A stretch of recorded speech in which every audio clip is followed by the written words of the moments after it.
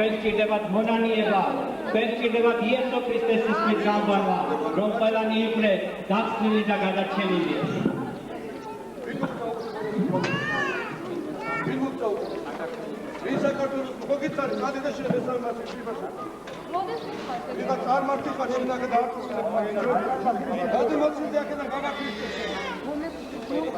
მოცილდი ეხლა აკეთა და მე შეგაჩვენებს ეს როგორ უნდა ვიტიგები დაბარება. ჩვენ არა ეს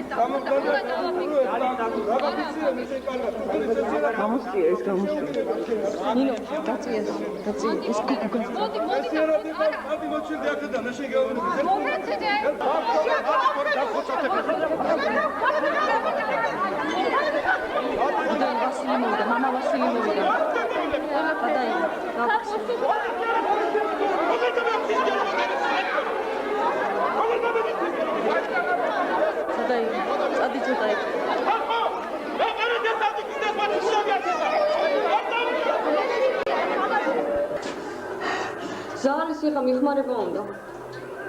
ხანჯა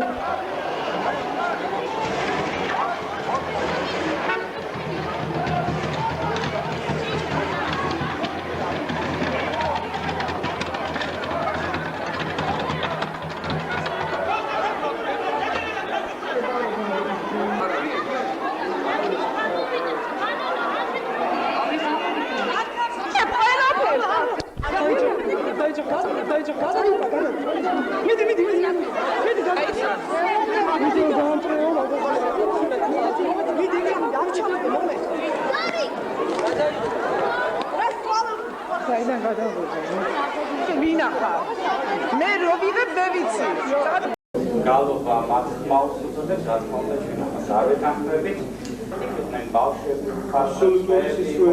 და ეს იყო გალობა და ეს იყო ბიბლიის შესახებ საუბარი. ეს არის ხო კვირილი, ეს არის ხო ეს მე არ სამოგისები.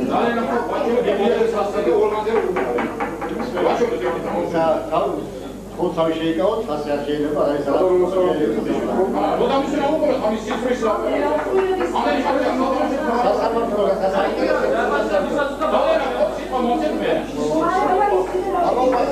რაღაც შეიძლება იმას მოვალეთ, პროცესი არის სასამართლოა. რომ არ მოусმინოთ ასეთ რაღაც აპატიად რაღაც ყოველს არ მოუწევთ რაღაცა. რომელ ბიბლიაში წერდა რომ ორგანზე უბრალოდ ცეკვდნენ სასამართლოს დასწრებული კომისიის მოხალხე.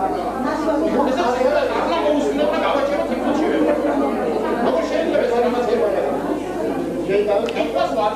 რომელ ბიბლიაში წერია მაშინ? შეიძლება გასწროთ შეგვიშვას რომ მაგის უფლება და გაქვთ ყველა მილიტარი.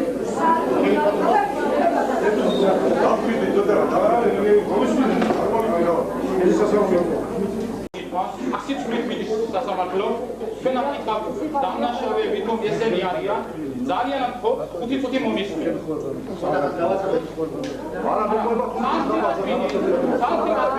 ესენი გამოდიან სრულებენ ჯერნა გაარკვიონ ვინ არის ესენი მართლმადიდებელი სარწმუნოების დამცველი, ესენი არიან არაქართველები, ესენი არიან საქართველოს მოღალატეები, ესენი არიან ღმერთის მოღალატეები, რომლებიც დადიოდნენ ქუჩაში მოსახლეობას ჩემრეულს აწუხებენ, გამოდიან ღმერთის სახელით, არავითარი ღმერთი არ ასწამთავარ. ეს მოვიდნენ საზღვარ გარეთის ხალხის დამცველებით აკედა. ალო ვასილი, ესენი მართლია. არა, როგორ შევიკავო, კაცო? აქ იყვნენ მოსახლეობას წაბლავენ, როგორ შევიკავო? უარყოფენ მან ვანდებულ სარწმუნოებას ძალიან ხოთ მომისმინოს სინამდვილეში რა მოხდა. ალო ვასილი, მომისმინეს შეიკავეთ თავი. ჩვენ როდესაც მივედი, მომეცის სიტყვა, ძალიან მოხდა მომცემ სიტყვა, როდესაც ჩვენ გამოგვიძახეს მივედი, მე პოლიციას არ უჭერთ ხარს, მაგრამ აი ეს ორი კაცი წაგდებული ყავდა 100 კაცს და ზემლე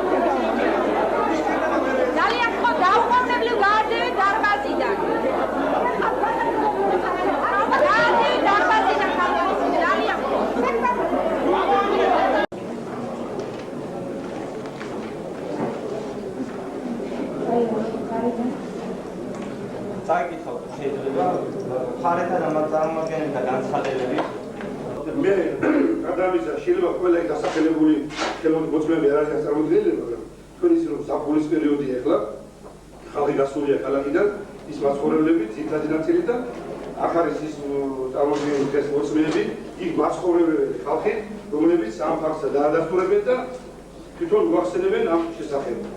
მე წარმოვიდგენთ აგერციას გამოსამართლე შეგიძლიათ ამ მოწმეებს შეეგისხოთ პორტალი ჩიჩის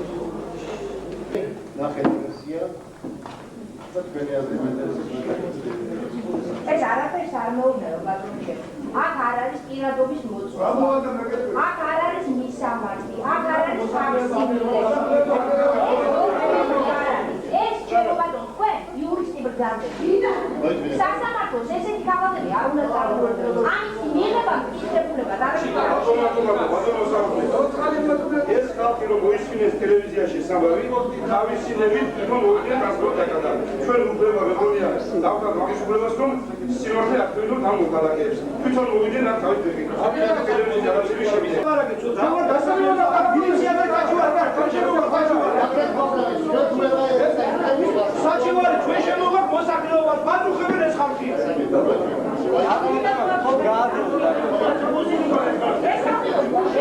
მილიცია და რა უნდა იმათ რა უნდა ჩვენ ბატუხებენ ეს ხალხი.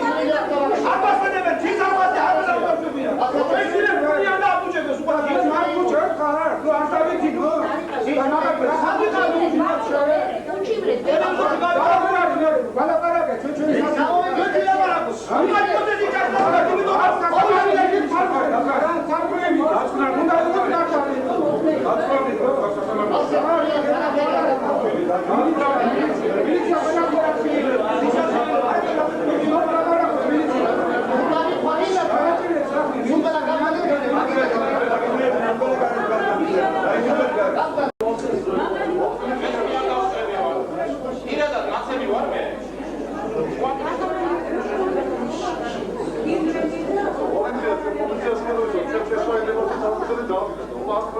იმიტომ ძალიან ახო ბაგიცემულო მოსამართლე მომსეციტყვა გაგაგებინოთ ვინ არიან ესენი რას წარმოადგენენ მაინც რისთვის შეიკრიბნენ ამ ადამიანს 27-ში 28-ში 29-ზე 9-ში ეს ამ დროს იყო რელიგიური დღესასწაული სულიწმინდის მოფენის დღე ამ დროს ელოდებოდნენ ესენი რომ ამაზე უნდა გადმოსულიყო სულიწმინდის მადლი როგორც იავოელები გორის ჯვარზე ავიდნენ და გადმოხდნენ იქიდან და ისე აკეთებდნენ ესენი დაშუა რაღაც ფისმადლიო და მოვიდნენ და სამედლე იქნებებოდნენ აქ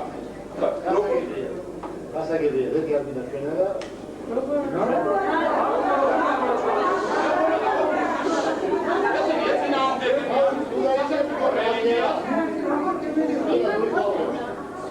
მაგალითად მოიყვანთ თუ როგორ არის ეს კომპანია ამერიკის ერთ-ერთი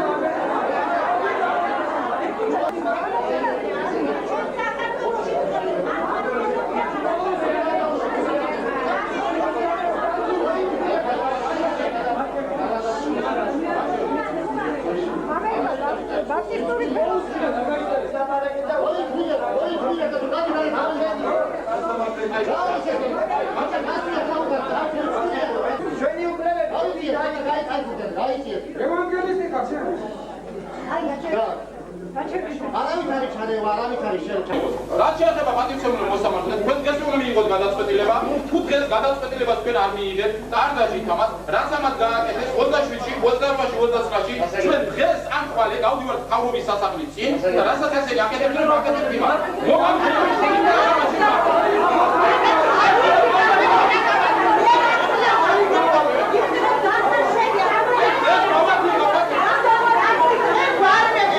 manifestაციების შესახებ კანონის დარღვევის ფაქტის აღიარებისა და პოლიციის მუშაკთა მხრიდან მოქმედების არაკანონიერი ცნობის თაობაზე. გადავწყვიტეთ სარჩელი არ დაკმაყოფილდეს და დადის რაიონის პოლიციის მუშაკთა მოქმედება არ იქნას აღიარებული არაკანონიერად.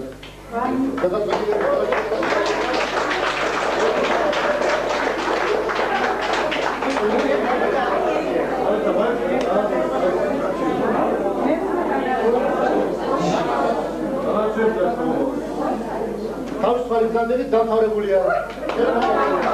Ima, to je prvi meni kao გავრცელება იქნებ რამე თან სხვა მენის მიმდევარ ჯგუფებს ან მომხრეებს ან შეურაცხყოფს ან რაღაც მასზე რეაქციას და რასაციონალურ რეაქციას გამოიწვევს. ეს ხომ არ გაგითვალისწინებიათ ან საერთოდ თუ ფიქრობთ ამაზე, რომ შესაძლებელია მაგალითად ხო თქვენ ხართ ერთი მენის მიმდევარები, რომ სხვა ნებისმიერ თუნდაც ერთი პიროვნების თქვათ ხო, იმიტომ რომ ადამიანის უფლებებიდან გამომდივართ ალბათ თქვენ და საერთოდ ფიანის საქმე ალბათ ესე უნდა გადაწყვეტოს.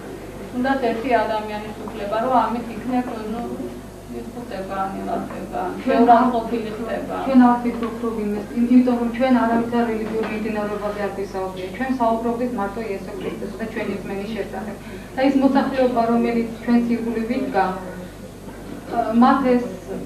მათ სურვილი ჰქონდათ, მათ სიამოვნებდათ და მათ უხაროდათ. და როდესაც ბატონი შალვა რუხაძე მოვიდა 28-ში, თვითონ მოსახლეობამ შეაჩერა ის, რომ რადგან ისინი უკვე 28 მაისს, როდესაც მოვიდა, თვითონ მოსახლეობამ უთხრა, რომ ძალიან ამ ხალხს თავი, რადგან ისინი თვალთრემლიანები იყვნენ და ჩვენ გვესაუბრებოდნენ.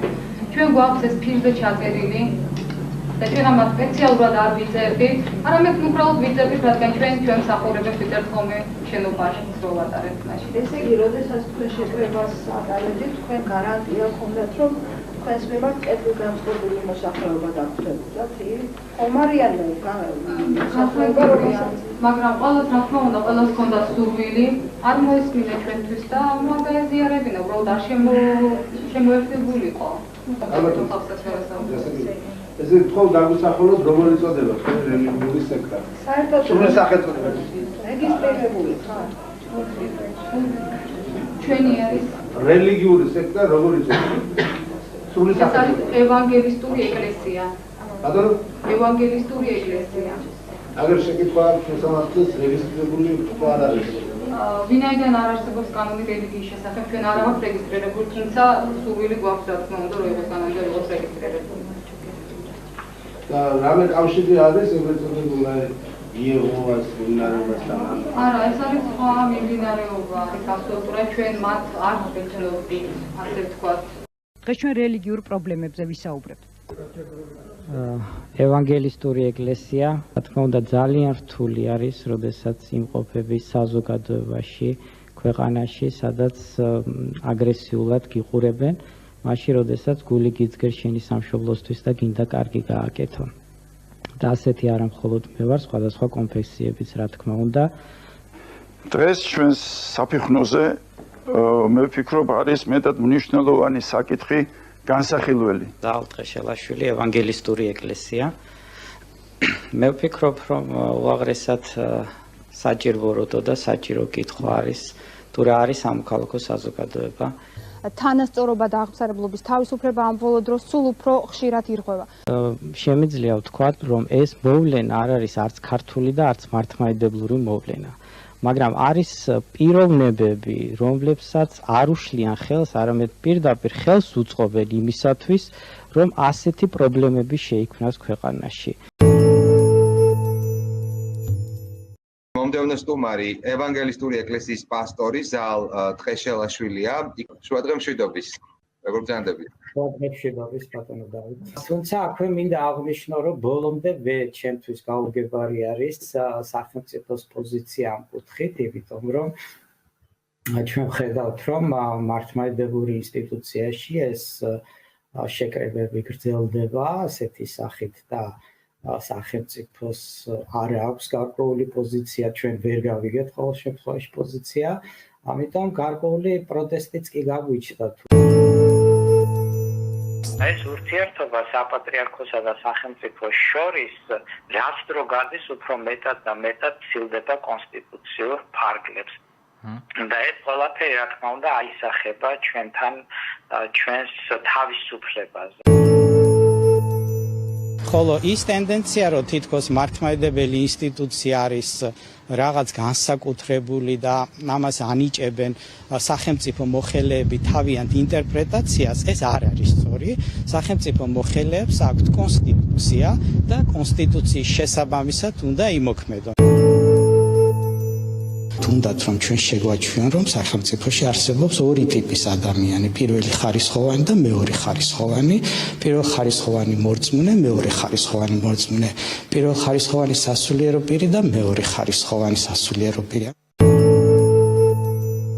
ნინო, რატომ ითხოვენ რელიგიის სააგენტოს გაუქმებას? სახელმწიფომ ეს ორმაგი სტანდარტი უფრო დახვეწა და უფრო შეფარული გახადა. ამის მაგალითი არის სახელმწიფო რელიგიური სააგენტოს შექმნა, რომელსაც სამწუხაროდ არაფერი ესმის და ვერაფერს ვერ ხედავს.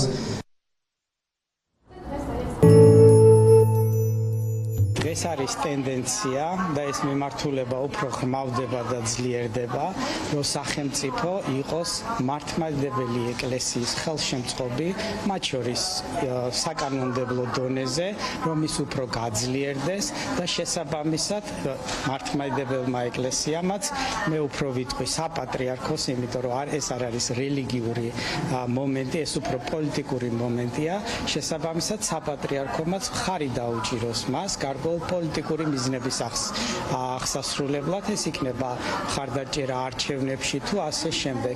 რელიგიურ უმცირესობათა წარმომადგენლები ახლა მოუთმენლად ელოდებიან, ვის აირჩევს პარლამენტის სახალხო დამცველად, რადგან სწორედ საკანონმდებლო ორგანოს საბოლოო გადაწყვეტილებაზეა დამოკიდებული მათი უფლებების დაცვის გარანტია.